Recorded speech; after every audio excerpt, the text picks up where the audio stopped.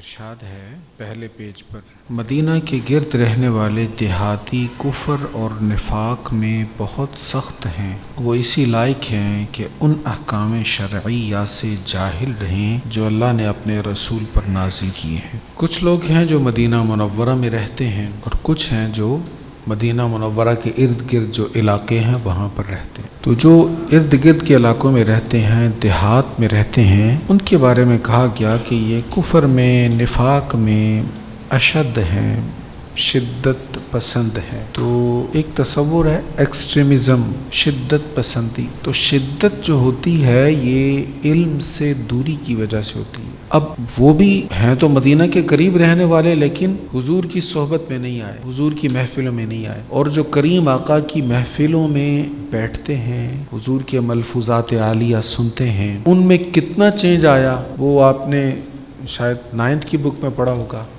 تو نے ذروں کو اٹھایا اور صحرا کر دیا، تو نے قطروں کو ملایا اور دریا کر دیا۔ تو وہ بدو لوگ، وہ بھی بدو تھے، وہ بھی ایسے ہی مینرز ان میں بھی نہیں تھے، تعلیم کی کمی ان میں بھی تھی، اور دنیا جہان کے جو معاملات تھے ان سے وہ نابلد لوگ تھے، لیکن حضور کی محفل میں بیٹھتے تھے، وہی سنتے تھے، سرکار کے حکمت سے لبریز ارشادات سنتے تھے، تو وہ سیدنا بن گئے، وہ امیر المؤمنین بن گئے، وہ حبر الامت بن گئے۔ تو صحبت بڑا اثر رکھتی ہے ہمارے اندر۔ اللہ تعالیٰ نے یہ حس رکھی ہے کہ آپ جس کے پاس بیٹھتے ہیں نا، وہ آپ کو کچھ بتائے نہ بتائے، سکھائے نہ سکھائے، آپ خود بخود اس سے سیکھتے ہیں۔ اب یہ ہمارے پاس اتنا اختیار ہے کہ ہم اپنے ہم نشیں کو چن لیں کہ ہم نے کس کی صحبت کو اختیار کرنا ہے، کس کے پاس ہم نے بیٹھنا ہے۔ تو یہ جو ماہرین نفسیات ہوتے ہیں کہتے ہیں اگر آپ مایوس زیادہ ہیں، زندگی سے اکتائے ہیں نا، تو آپ خوش لوگوں کے پاس بیٹھنا شروع کر دیں، آپ کے اندر خوشی آنا شروع ہو جائے گی۔ تو جیسی صحبت ہوگی ویسا طبیعت پر اثر ہوگا۔ نبی پاک علیہ السلام نے بڑی پیاری مثال اس کی ارشاد فرمائی، فرمایا کہ جیسے ایک شخص ہے، بری صحبت کی مثال، ایک شخص ہے تو وہ بھٹی چلا رہا ہے، تو آپ اس سے کتنا ہی بچ لیں تو اس کی بھٹی سے کوئی نہ کوئی چنگاری اڑے گی، آپ کے کپڑوں میں چھید کر دے گی۔ آپ نے تو بچنا چاہا لیکن وہ چھید ہو گیا۔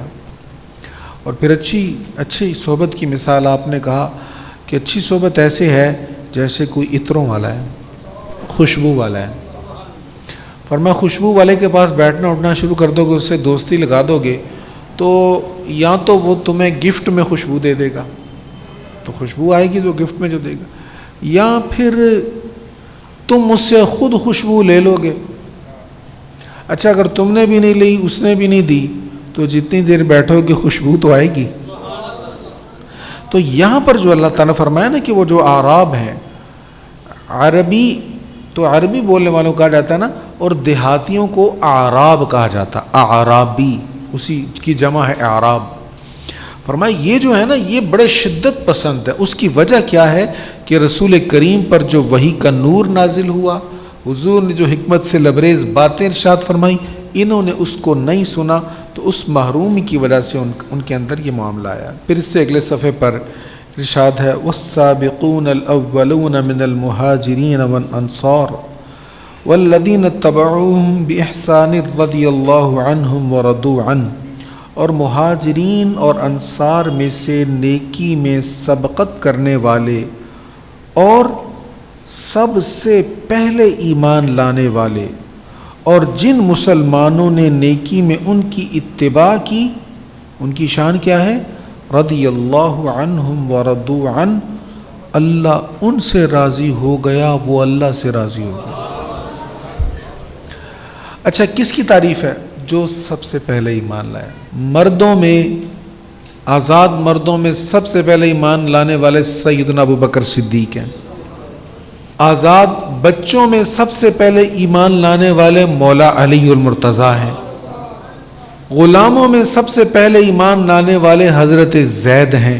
عورتوں میں سب سے پہلے ایمان لانے والی ام المؤمنین سیدہ خدیجہ ہیں رضی اللہ تعالی عنہا۔ جب کریم آقا غار حرا سے تشریف لائے نا، حضور نے کہا زملونی زملونی، چادر اڑھا دو، کپ کپی تاری تھی جس میں اتھر پر، اتنی بڑی رسپانسبلٹی حضور علیہ الصلوۃ والسلام. اب وہ وحی کا ثقل بوجھ تو سرکار علیہ الصلوۃ والسلام پر یہاں سب سے پہلے ایمان لانے والی سیدہ خدیجہ ہیں. آج رات اتفاق سے انہی کی رات ہے. میں چاہتا ہوں چند شعر آپ کی بارگاہ میں پڑھ دوں. مصطفیٰ پر فدا خدیجہ ہے، مصطفیٰ پر فدا خدیجہ ہے، رحمتوں کی ردا خدیجہ ہے، رحمتوں کی ردا خدیجہ ہے. ان کا سر تاج تاج نبیوں کا، ان کا سر تاج تاج نبیوں کا، دین حق کی ضیا خدیجہ ہے، دین حق کی ضیا خدیجہ ہے. نانی حسنین اور زینب کی، نانی حسنین اور زینب کی، ام خیر النساء خدیجہ ہے، ام خیر النساء خدیجہ ہے. سب سے پہلے حضور کو مانا، سب سے پہلے حضور کو مانا، نور راہ ہدا خدیجہ ہے. مادر مومنی ہے وہ ساجد، طاہرہ پارسا خدیجہ ہے. تو فرمائے جو سب سے پہلے ایمان لانے والے، اولین ایمان لانے والے اور جو ان کی اتباع کرنے والے، سب سے پہلے جو ایمان لائے وہ، اور پھر جو ان کی اتباع کرنے والے تھے، جو ان کے ساتھ ملتے گئے. فرمایا یہ نیکی میں سبقت لے گئے، ان کی پہلی پوزیشن آ گئی، یہ اجر میں پہلے ہیں. دیکھو نا، ایک نئی چیز جب ہوتی ہے نا تو بہت سے لوگوں کے سمجھ میں نہیں آتی، اور جو بہت سے لوگ جس کو دیکھنے لگ جائیں، جس کی طرف آ جائیں، پھر اس میں دیکھا دیکھی لوگ مائل ہونے لگ جاتے ہیں. جب صلح حدیبیہ ہوئی ہے نا، اس کے بعد تو اتنی تیزی سے لوگ اسلام کی طرف آئے کہ ایسے لگ رہا تھا جیسے ان کی رسیاں تھیں یا زنجیریں بندھی ہوئی تھیں، سب ٹوٹ گئیں، بھاگ کر سبھی آ گئے صلح حدیبیہ کے بعد. لیکن شروع والا معاملہ بڑا سخت تھا، اپنے گھر سے مخالفت ہو رہی تھی. ابو لہب کو غیر تو نہیں تھا، سگا چچا تھا. یہ کہہ رہا تھا اسی بات کے لیے تم نے بلایا تھا ہمیں اس پہاڑی پر. تو فرمایا اس وقت وہ کٹھن دور تھا میرے حبیب پر، لوگ مانتے نہیں تھے، تکلیفیں پہنچاتے تھے. ایسے میں جو ایمان لائے اور اولین لوگوں کے ساتھ جو ملنے والے تھے، اللہ کہتا میں ان سے راضی ہو گیا، میں ان سے راضی ہوں، وہ مجھ سے راضی ہیں. اچھا، پھر اس کے بعد قرآن کریم میں ارشادات آئے اور بھی کہ اللہ تعالیٰ سارے صحابہ سے راضی ہے. اب ہم میں سے کسی کو حق نہیں پہنچتا ہم بیٹھ جائیں کبھی وہ چونکہ پہلے ایمان لائے تھے لہٰذا یہ بعد میں لائے، یہ اس سے بعد لائے، یہ اس سے بعد لائے، لہٰذا اس کا جو صحابیت کا شرف ہے یہ بڑا معمولی سا ہے. بھئی تم ہو کیا یہ پیمانہ لے کر ان کی صحابیت پر تان کرنے والے؟ وہ پنجابی کی ایک کہاوت ہے، کیا پدی تھا کیا پدی تھا شوربہ، تمہاری حیثیت کیا ہے، ہم ہیں کون؟ مجھے پچھلے دنوں ایک ساتھی پوچھنے لگے سیدنا امیر معاویہ رضی اللہ تعالیٰ عنہ کے بارے میں کہ ہمیں ان کی شان بیان کرنی چاہیے. میں نے کہا غوث پاک کی شان بیان کرتے ہو؟ شہنشاہ بغداد حضور غوث پاک امام الاولیاء سے افضل ہیں امیر معاویہ.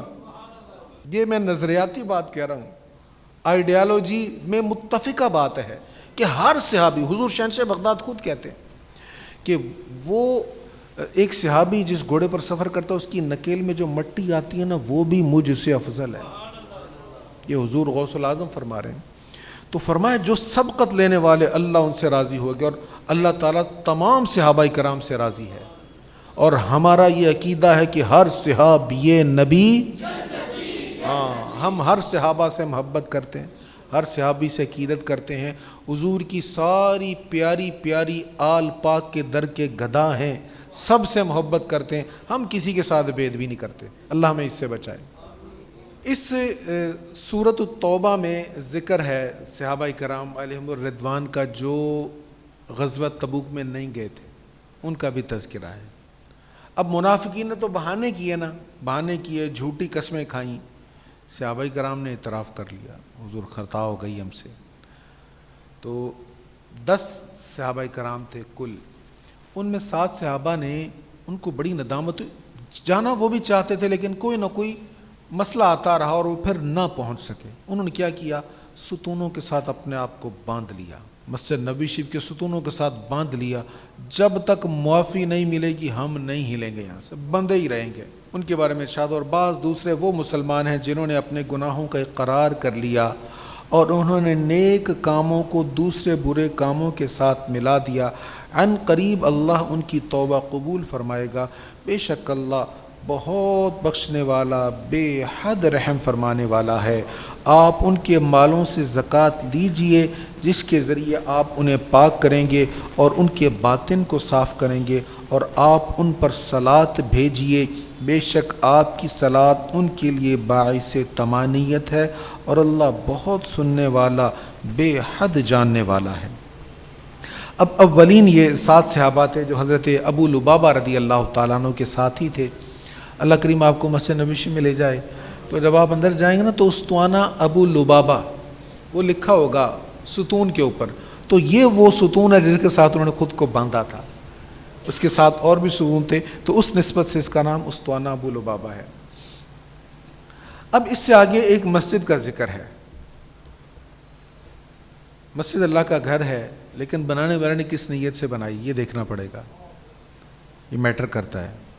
وَالَّذِينَ اتَّخَذُوا مَسْجِدًا ضِرَارًا وَكُفْرًا وَتَفْرِيقًا بَيْنَ الْمُؤْمِنِينَ، اور وہ لوگ جنہوں نے ضرر پہنچانے کے لیے مسجد بنائی اور کفر کرنے کے لیے اور مسلمانوں کے درمیان پھوٹ ڈالنے کے لیے۔ یہ مدینہ منورہ میں مسجد بنی تھی، لیکن مسجد بنانے کا مقصد کیا تھا؟ مسلمانوں کے درمیان پھوٹ ڈالی جائے۔ اللہ اکبر، اللہ تعالیٰ ایسے شریروں سے امت مسلمہ کو بچائے۔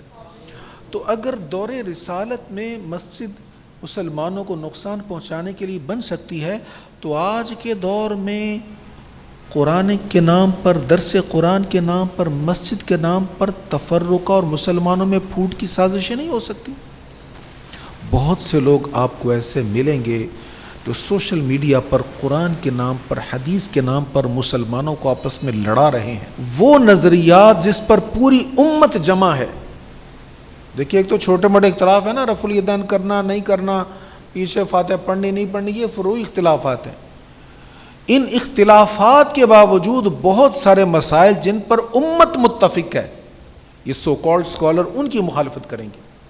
جیسا کہ میں نے پہلے آپ کو کہا تھا، کریم آقا صلی اللہ علیہ وسلم نے فرمایا ایک وقت آئے گا لوگ پچھلوں کو گالیاں دیں گے، تو قرآن سامنے رکھ کر ایسا نظریہ بیان کرنا جو ساری امت کے نظریہ کے خلاف ہو، یہ غلط ہے اور یہ امت میں انتشار کا سبب بننے والا۔ اچھا، یہ انہوں نے مسجد بنائی، نبی پاک علیہ الصلوۃ والسلام کو کہا جی آپ بھی تشریف لائیں یہاں پر، ہم نے مسجد بنائی تو افتتاح ہو جائے۔ سرکار علیہ الصلوۃ والسلام نے کچھ نہیں فرمایا، آپ تشریف لے گئے تبوک پر، جب واپس آئے تو اللہ تعالیٰ نے فرمایا، یہ اللہ نے فرمایا حبیب علیہ السلام کو، یہ مسجد اسلام کے لیے ہے ہی نہیں، مسلمانوں کے فائدے کے لیے ہے ہی نہیں، یہ تو کمین گاہ ہے۔ اور اس شخص کی کمین گاہ بنانے کے لیے جو پہلے سے ہی اللہ اور اس کے رسول سے جنگ کر رہا ہے، اور وہ ضرور یہ قسمیں کھائیں گے کہ ہم نے صرف بھلائی کا ارادہ کیا ہے، اور اللہ گواہی دیتا ہے کہ بے شک وہ ضرور جھوٹے ہیں۔ تو یہ منافقین نے مسجد بنائی تھی، تو اللہ کے حکم پر نبی پاک علیہ السلام نے صحابہ کو بھیجا، جاؤ مسجد کو گراؤ اور جو لکڑیاں ہیں ان کو آگ لگا دو۔ پھر ایسا ہی کیا گیا۔ پھر فرمایا آپ اس مسجد میں کبھی کھڑے نہ ہوں، البتہ جس مسجد کی بنیاد پہلے روز سے ہی تقویٰ پر رکھی گئی ہے، وہ اس بات کی زیادہ حقدار ہے کہ آپ اس میں کھڑے ہوں۔ اس میں ایسے مرد ہیں جو خوب پاکیزہ ہونے کو پسند کرتے ہیں۔ اس صحابہ کی تعریف ہو رہی ہے، رجال یحبون ان یتطہروا، خوب پاکیزہ ہونے کو پسند کرتے ہیں۔ نبی پاک علیہ السلام نے صحابہ سے کہا بھئی اللہ نے بڑی تعریف کی ہے، تم پاکیزگی کا بڑا اہتمام کرتے تو کیا اہتمام کرتے؟ کہنے لگے حضور ہم اس دور میں یہ واش روم وغیرہ کا نہیں ہوتا تھا نا سسٹم، باہر لوگ جاتے تھے، تو ہم وہ ڈھیلے کے ساتھ بھی استنجا کرتے ہیں، خوب صفائی کرتے ہیں، اور پھر پانی کے ساتھ بھی استنجا کرتے ہیں، یعنی خوب اچھے سے استنجا کرتے ہیں۔ اس لیے اللہ تعالیٰ نے آپ کی تعریف فرمائی، فرمایا واللہ یحب المطہرین، اور اللہ زیادہ پاکیزگی حاصل کرنے والوں کو پسند فرماتا ہے۔ اس سے اگلے رکوع میں ارشاد ہے، بے شک اللہ نے ایمان والوں سے ان کی جانوں اور ان کے مالوں کو جنت کے بدلہ میں خرید لیا ہے۔ ایمان والوں سے اللہ نے کہا ہے تمہاری جانیں اور تمہارا مال اللہ کے راستے میں، اور اللہ کی جنت تمہارے لیے، یہ اللہ نے سودا کر لیا ہے۔ تو جان اللہ کے راستے میں خرچ کرو، مال اللہ کے راستے میں خرچ کرو، بدلے میں اللہ جنت دے گا۔ اچھا یہ جان دی کس نے ہے؟ اللہ نے ہی تو دی ہے۔ یہ مال دیا کس نے ہے؟ اللہ نے ہی تو دیا ہے۔ یہ تو اللہ کی کرم نوازی ہے، اس کی مہربانی ہے، اس کی رحمت ہے، اپنے بندوں کے ساتھ محبت ہے۔ وہ کہہ رہے بندے میرا دیا ہوا میرے راستے میں خرچ کر دو، میرے راستے میں خرچ کر دو، بدلے میں تمہیں پھر جنت دے دوں گا۔ اگر کوئی اللہ کے راستے میں جان دے بھی دین تو کوئی بہت بڑی بات نہیں ہے۔ جان دی ہوئی اسی کی تھی۔ اے انسان تو نے جان دی ہوئی اسی کی تھی، حق تو یہ ہے کہ حق ادا نہ ہوا، تو نے پھر بھی حق ادا تو نہیں کیا۔ اللہ اکبر۔ یا ایھا الذین آمنوا اتقوا اللہ وکونوا مع الصادقین، اے ایمان والو اللہ سے ڈرتے رہو، ہمیشہ سچوں کے ساتھ رہو، سچوں کے ساتھ رہو۔ تو سچوں کے ساتھ بندہ رہے گا تو سچ بولے گا، جھوٹوں کی صحبت میں رہے گا تو جھوٹ بولے گا۔ نبی پاک صلی اللہ تعالیٰ علیہ وآلہ وسلم نے سچوں کی تائید فرمائی اور سنگت کا فرمایا، جیسے آپ حدیث سن چکے ہیں۔ ایک اور حدیث سن لیے، حضرت عبداللہ ابن مسعود رضی اللہ عنہ بیان کرتے ہیں رسول اللہ صلی اللہ علیہ وسلم نے فرمایا صدق کو لازم رکھو، سچائی کو لازم رکھو۔ صدق نیکی کی ہدایت دیتا ہے اور نیکی جنت کی ہدایت دیتی ہے۔ پھر فرمایا ایک شخص ہمیشہ سچ بولتا رہتا ہے اور سچ کا ارادہ کرتا ہے حتیٰ کہ وہ اللہ کے نزدیک سچا لکھ دیا جاتا ہے۔ دعا یہ مانگو ہم اللہ کے نزدیک سچے لکھ دیے جائیں، ایسی سچائی صدق ہمیں نصیب ہو۔ اور فرمایا جھوٹ سے بچو، اور جھوٹ گناہوں کی طرف لے جاتا ہے اور گناہ دوزخ کی طرف لے جاتے ہیں۔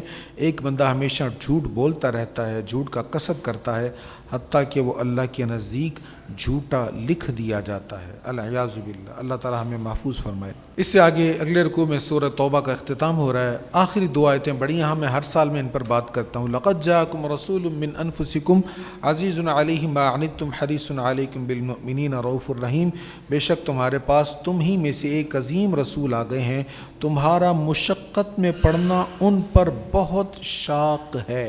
حضور کا غلام، حضور کا امتی مشقت میں پڑے، یہ حضور پر بڑا شاق ہے، حضور پر بوجھل ہے کہ میرا امتی مشقت میں پڑے۔ تمہاری فلاح پر بہت حریص ہیں، حریص علیکم، یہ حریص کا لفظ عربی میں ہی ہے، لیکن ہم حریص کہتے ہیں بھوکے کو، لالچی کو، لیکن حریص کا مطلب بہت زیادہ چاہنے والا۔ عربی میں حریص کا معنی وسیع ہے۔ فرمایا تمہاری فلاح پر، تمہاری بھلائی پر وہ بہت حریص ہیں، بہت چاہنے والے ہیں، کیا مسلمانوں تم فلاح پا جاؤ، اور مومنوں پر بہت شفیق، نہایت مہربان ہے۔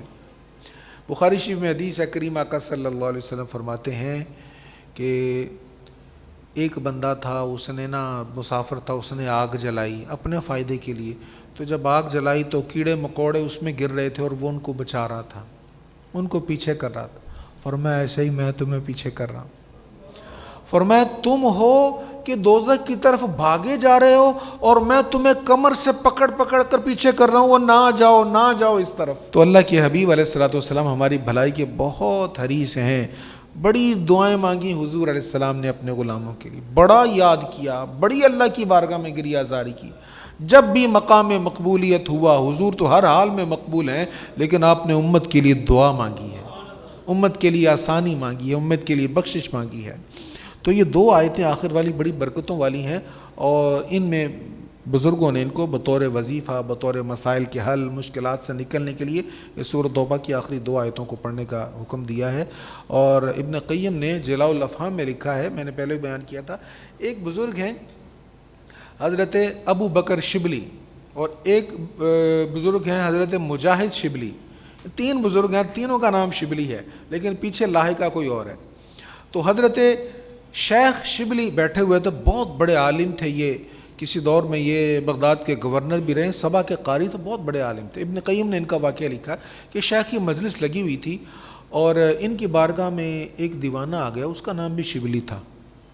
وہ دیوانہ آیا تو شیخ اٹھ کر کھڑے ہو گئے، شیخ ابو بکر شبلی اٹھ کر اس دیوانے شبلی کے لیے کھڑے ہو گئے اور اس کو سینے کے ساتھ لگایا، بوسہ دیا، بڑے ادب سے بٹھایا، پیار سے بٹھایا۔ تو نشست برخاست ہوئی تو جو بزرگ یہ بات بیان کر رہے ہیں ان کا نام بھی شبلی، کہتے ہیں میں نے پوچھا شیخ سے، حضور یہ پاگل دیوانہ سا مجذوب مست بندہ ہے اور آپ نے اتنی عزت کی اس کی کہ یہ آیا اور آپ کھڑے ہو گئے۔ تو شیخ فرمانے لگے میں نے دیکھا ہے خواب میں، جو میں نے اس کے بارے میں دیکھا ہے وہ میں اس کے ساتھ کرتا ہوں۔ حضور آپ نے کیا دیکھا؟ کہتے میں نے دیکھا حضور کی محفل لگی ہوئی ہے، سرکار علیہ الصلوۃ والسلام کی مجلس ہے، محفل سجی ہوئی ہے، اور خواب میں نے دیکھا کہ یہ دیوانہ شبلی آ گیا۔ تو حضور علیہ الصلوۃ والسلام اٹھ کر کھڑے ہو گئے، سرکار نے بڑا پیار کیا، سینے کے ساتھ لگایا، اس کو بوسہ عطا فرمایا۔ تو میں نے عرض کیا حضور یہ تو دیوانہ سا ہے، اس کے ساتھ اتنا پیار کس کی کیا وجہ ہے؟ تو کریم آقا نے فرمایا یہ نا مجھ سے بڑی محبت کرتا ہے، یہ بڑا پیار کرتا ہے مجھ سے، اس کا معمول ہے ہر نماز کے بعد نا یہ آیت پڑھتا ہے لقد جاءکم رسول من انفسکم عزیز علیہ ما عنتم حریص علیکم بالمؤمنین رؤوف الرحیم فإن تولوا فقل حسبی اللہ لا الہ الا هو علیہ توکلت وهو رب العرش العظیم، اور پھر میری ذات پہ درود و سلام پڑھتا ہے۔ مجھے اس کا یہ عمل بڑا اچھا لگتا ہے، اس وجہ سے میں اس کے ساتھ پیار کرتا ہوں۔ حضرت شیخ ابو بکر کہتے ہیں میری جب آنکھ کھلی نا تو میں نے وہ شبلی مجھے مل گیا دیوانہ، میں نے کہا وہ کوئی خاص عمل نماز کے بعد کرتے ہو؟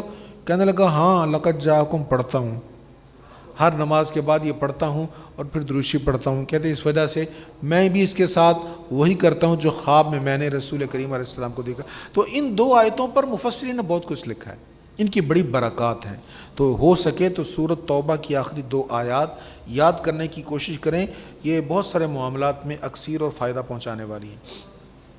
اس سے آگے سورہ یونس ہے اور اس میں پہلے رکوع میں ارشاد ہے دعواہم فیہا سبحانک اللہم وتحیتہم فیہا سلام وآخر دعواہم ان الحمد للہ رب العالمین، کہ اہل جنت جب جنت میں جائیں گے تو ان کا پہلا کلام کیا ہوگا؟ سبحانک اللہم، اللہ کی تعریف کریں گے، اللہ کی تسبیح کریں گے، اور آخری کلام کیا ہوگا؟ ان الحمد للہ رب العالمین۔ اس آیت کی تفسیر میں مفسرین مشورہ دیتے ہیں، دیکھو جنتیوں کا کلام کیا ہوگا؟ اللہ فرما رہا ہے یا تو اللہ کی تسبیح کریں گے یا اس کی حمد کریں گے، تو تم بھی عادت بنا لو اللہ کی تسبیح اور حمد کرتے رہو تاکہ جنتیوں میں تمہارا نام شامل ہو جائے۔ اس سے اگلے رکوع میں اللہ ارشاد فرماتا ہے زُيِّنَ لِلْمُسْرِفِينَ، حد سے تجاوز کرنے والوں کے کرتوت ان کے لیے خوشنما بنا دیے گئے۔ حد سے تجاوز کرنے والے کون ہیں؟ فضول خرچ کرنے والے، اسراف کرنے والے۔ مسرف وہ شخص ہے جو اپنے کثیر مال کو کسی خسیس اور گھٹیا مقصد کی اس حصول میں خرچ کرے۔ فضول خرچ کون ہوتا ہے؟ پیسے تھے لیکن پیسے دے کر بڑی گھٹیا چیز خریدی۔ کبھی ایسا ہوتا ہے نا کسی نے کوئی گاڑی ایسی لی ہو جس کی مارکیٹ نہ ہو تو ہم کہتے ہیں یار تو پیسے روڑ کے آ گئے ہیں، کل ویچی تو وکڑی نہیں، کیا فائدہ ہوا، اس کو کیا کرو گے؟ تو کوئی ایسی چیز جو لے لی بہت مال خرچ ہوا لیکن وہ چیز اچھی نہیں تھی، تو اس کو کہتے ہیں یہ مسرف ہے، یہ پیسوں کو ضائع کرتا ہے۔ تو اللہ تعالیٰ فرما رہا ہے کہ مسرفین جو ہے نا ان کے لیے ان کے کام بڑے مزین کر دیے گئے۔ یہاں مسرف کا مطلب صرف پیسہ فضول خرچ کرنے والا نہیں ہے، مسرف وہ بھی ہے جو اپنی سب سے قیمتی شے کو فضول خرچ کر رہا ہے۔ اور آپ جانتے ہیں ہماری سب سے قیمتی شے کون ہے؟ سب سے قیمتی چیز وقت ہے، سب سے قیمتی شے وقت ہے۔ ایک دوست میرے پاس آئے، اپنے کچھ مسائل بیان کرنے لگے، تو انہوں نے جو مجھے مسائل اپنے بتائے نا تو میں پہنچ گیا مسائل ان کے کیوں بڑے ہوئے ہیں. میں نے کہا سچ سچ بتانا سوشل میڈیا کو کتنا ٹائم دے رہے ہو؟ کہنے نے کہا سچ سچ بتا دوں. میں نے کہا ہاں. کہتا 4 گھنٹے. 4 گھنٹے سوشل میڈیا کو. ارننگ ہو رہی کوئی نہیں, بس انجوائے کرنے کے لیے ایک ایپلیکیشن سے دوسری سے تیسری, اور کبھی ادھر کبھی ادھر, وقت برباد. ہماری سب سے قیمتی شے ہمارا وقت ہے. یہ فون ایجاد ہوا تھا نا تو لوگ کہنے لگے یار ٹائم بچ گیا, پہلے خط ڈالنا پڑتا تھا پھر بات پہنچتی تھی. تو سیل فون آ گیا تو لوگوں نے کہا جی اور ٹائم بچ گیا, لینڈ لائن فون کے پاس جانا پڑتا تھا, انتظار کرنا پڑتا تھا فلاں وقت کال آنی تو فون کے پاس پہنچ جائے. تو ہمارا وقت بچ کب رہا ہے؟ اب تو ہمارا وقت برباد ہو رہا ہے. سیانے لوگ ہیں, سمجھدار لوگ ہیں جو فون سے اچھی چیزیں لیتے ہیں, اچھے چیزیں کرنے والے بھی لوگ ہیں. تو مسرف وہ ہے جو اپنے وقت کو غلط جگہ برباد کر رہا ہے, اپنے غلط وقت کو غلط جگہ پر خرچ کر رہا ہے. نبی پاک علیہ الصلوۃ والسلام نے فرمایا من حسن اسلام المرء ترکہ ما لا یعنیہ.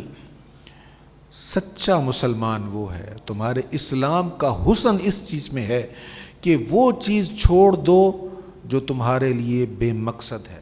لا یعنی کو چھوڑ دو, جس میں تمہارا کوئی فائدہ نہیں ہے اس کو چھوڑ دو. یہ وہ حدیث ہے, محدثین نے اس کو لاکھوں حدیثوں میں سے چنی ہوئی 5 حدیثوں میں سے ایک کہا ہے. ٹاپ 5 حدیث میں سے ایک حدیث ہے من حسن اسلام المرء ترکہ ما لا یعنیہ. تمہارے اسلام کی خوبی اور حسن اس چیز میں ہے کہ جو چیز تمہارے لیے بے مقصد ہے اس کو چھوڑ دو, جس میں نہ دنیا کا فائدہ ہے نہ آخرت کا فائدہ, کیوں اس میں ٹائم ضائع کر رہے ہیں ہم. تو فرمایا کہ مسرفین جو ہے نا وہ بڑے خسارے میں ہیں, لیکن شیطان نے ان کی برائیوں کو, ان کے برے کاموں کو ان کے لیے مزین اور خوبصورت کیا ہوا ہے. پھر آگے ارشاد فرمایا جن لوگوں نے نیک عمل کیے ان کے لیے اچھی جزا ہے اور اس کے علاوہ زائد اجر ہے, اور ان کے چہروں پر نہ سیاہی چھائے گی نہ ذلت, وہی جنت والے ہیں وہ اس میں ہمیشہ رہیں گے. اب یہاں فرمایا اچھی جزا بھی ہے اور زائد اجر بھی ہے. زائد اجر پر ایک آیت آپ پہلے سن چکے ہیں, اس کا معنی بھی آپ سن چکے ہیں. یہاں پر ایک اور تفسیر ہے, یہ آیت بھی مختلف ہے.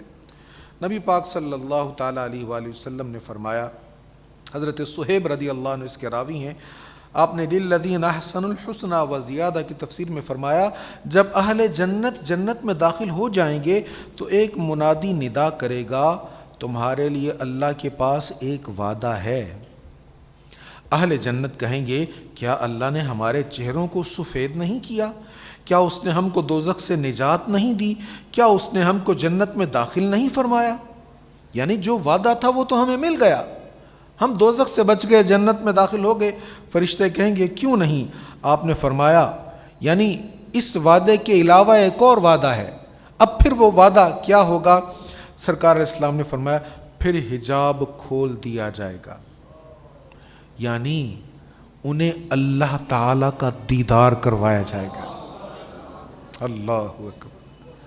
جنت کی نعمتیں اپنی جگہ پر جنت میں جو دیدار الہی ہوگا یہ عظیم ترین نعمت ہوگی. حضور علیہ السلام نے فرمایا اللہ کی قسم اللہ نے اپنی طرف دیکھنے سے زیادہ ان کے نزدیک کوئی محبوب چیز ان کو نہیں دی. یہ صحیح مسلم کی حدیث ہے. حضور نے قسم ارشاد فرما کے کہا کہ جنت میں جتنی نعمتیں انہیں ملیں گی ان میں عظیم ترین نعمت یہ ہوگی کہ اللہ تعالیٰ انہیں اپنا دیدار عطا فرمائے گا. تو کس کو ملے گا؟ جو لوگ نیک عمل کرتے ہیں, ایمان لاتے ہیں اور نیک عمل کرتے ہیں, یہ جزا انہیں ملے گی. اللہ کریم ہمیں اس کی توفیق نصیب فرمائے.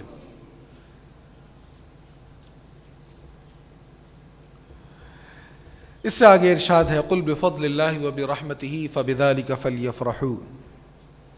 آپ کہیے, اس سے پچھلی آیت بھی بڑی اہم ہے, یا ایھا الناس قد جاءتکم موعظۃ من ربکم وشفاء لما فی الصدور وہدی ورحمۃ للمؤمنین.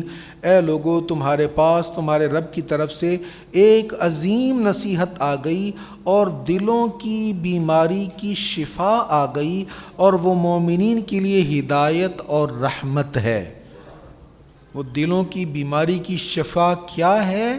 وہ شفا اللہ کا قرآن ہے. یہ دل کے ہر مرض کی شفا ہے.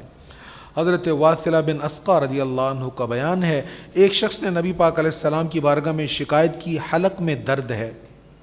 آپ نے فرمایا قرآن پڑھنا لازم کر لو، قرآن پڑھنا لازم کر لو، اللہ تعالیٰ شفا دے دے گا۔ امام بہقی نے طلحہ بن مصرف سے روایت کیا ہے کہ مریض کے پاس جب قرآن پڑھا جائے تو وہ آرام محسوس کرتا ہے۔ حضرت خیثمہ جب بیمار ہوئے تو میں ان کے پاس گیا، میں نے کہا آج آپ تندرست لگ رہے ہیں، پہلے سے افاقہ ہے، آج آپ کی طبیعت بہتر ہے۔ تو وہ کہنے لگے آج میرے پاس قرآن مجید کی تلاوت ہوئی ہے، اس کو سن کر میری طبیعت بہتر ہو گئی۔ آپ نے یوٹیوب پر دیکھا ہوگا سورہ رحمان کی تلاوت سے علاج ہو رہا ہے۔ ڈاکٹر اپنا تجربہ بتا رہے ہیں کہ ہم نے وہ مریض جس کا کوئی علاج نہیں تھا ہمارے پاس، ہم نے سورہ رحمان سنائی، قاری صاحب پڑھ کر نہیں سنا رہے، ریکارڈنگ لگی ہوئی ہے، وہ سورہ رحمان سن رہا ہے، اس کی برکت سے اللہ کریم شفا دے رہا ہے۔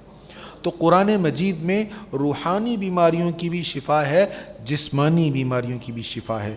اس سے آگے فرمایا آپ کہیے یہ اللہ کے فضل اور اس کی رحمت کے سبب سے ہے، سو اس کی وجہ سے مسلمان خوشی منائیں، یہ اس مال سے کہیں بہتر ہے جس کو وہ کفار جمع کرتے ہیں۔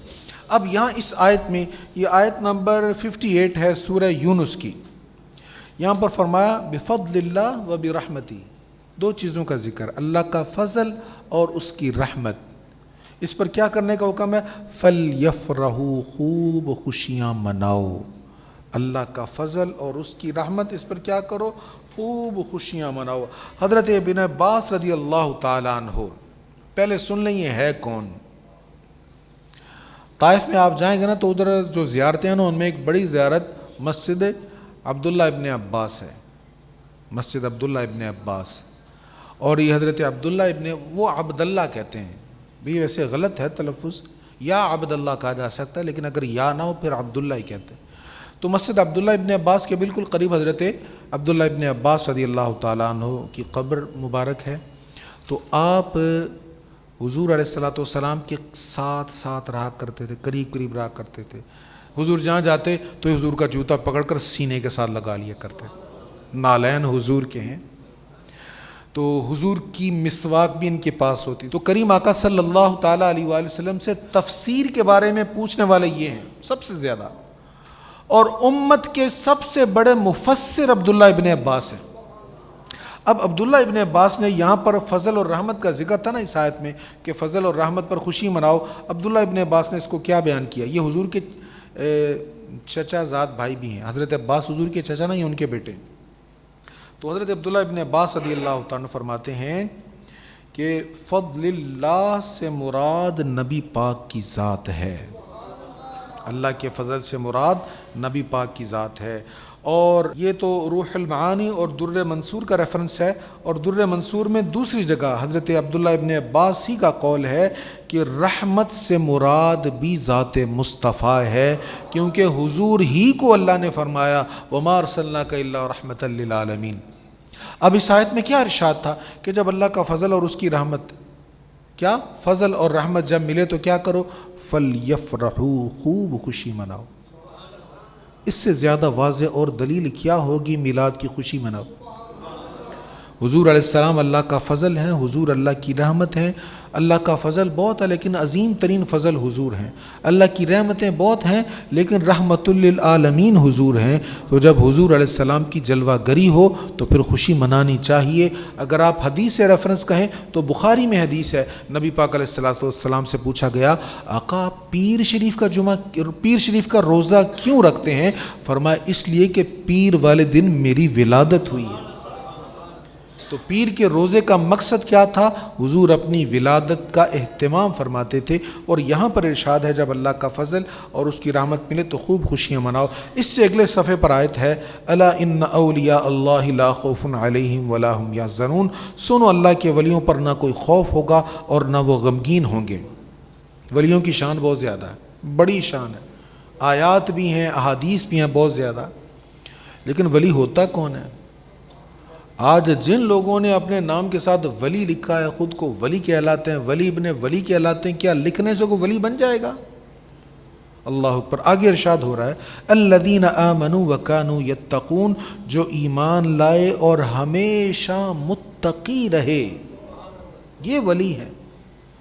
بھئی جو نہ نماز پڑھتا ہے، نہ نیکی کی طرف بلاتا ہے، نہ نیکی والی سمت میں جانے والے اس کے کام ہیں، جس کی مسجدوں سے نفرت ہے، جس کی علماء سے نفرت ہے، قرآن پڑھنے پڑھانے سے نفرت ہے.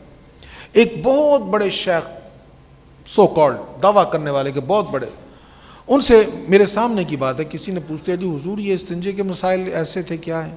کہنے لگا مولوی کو نہ جا کے پوچھو، میرے کو کیوں پوچھ رہے ہو؟ تو بھئی آپ کو اگر استنجے کے مسائل کا نہیں پتا تو آپ پاک کیسے رہتے ہیں؟ اگر آپ کو یہ نہیں پتا کہ پاک کیسے رہنا ہے، جسم پاک کیسے کرنا ہے، تو آپ من پاک کیسے کرو گے؟ جو ظاہر نہیں پاک کر سکتا. اولیاء کا کام ہے تزکیہ نفس کرنا، من کو پاک کرنا. آپ کو تو ظاہر پاک کرنے کا نہیں پتا. اس کا مطلب یہ نہیں کہ اولیاء نہیں ہیں، اولیاء ہیں اور یہ قیامت تک رہیں گے. حضور علیہ الصلوۃ والتسلیم کی اس پر کثیر احادیث ہیں. اولیاء ہیں اور ان کی وجہ سے، حضور نے فرمایا ان کی وجہ سے اللہ تعالیٰ بارشیں برساتا ہے. جہاں پر یہ دفن ہو ارد گرد والوں پر آسانی ہوتی ہے، رحمت ہوتی. تو اولیاء ہیں، لیکن اس کا مطلب یہ نہیں کہ جو بندہ کہے کہ میں ولی ہوں ہم اس کے پیچھے آنکھیں بند کر کے لگ جائیں. یاد رکھیں ولی کبھی حضور کی سنت کا مخالف نہیں ہوگا، حضور کی شریعت کا مخالف نہیں ہوگا. حضرت مجدد الفسانی شیخ احمد سرہندی رحمۃ اللہ علیہ فرماتے ہیں اگر کوئی بندہ آسمانوں تک پرواز کر رہا ہے لیکن اس کا عمل حضور کی سنتوں کے خلاف ہے تو وہ ولی نہیں ہو سکتا. ولی ہیں ضرور، لیکن جھوٹے لوگوں کے پیچھے چل کر شریعت کی مخالفت کرنا اور نمازوں کو ترک کرنا اور سمجھنا کہ ہم نیکیاں نہ بھی کریں بخشش ہو جائے گی، یہ نبی پاک علیہ الصلوۃ والتسلیم کی تربیت نہیں ہے. اللہ تعالی ہمیں اعمال صالحہ نصیب فرمائے. وآخر دعوانا الحمد للہ رب العالمین.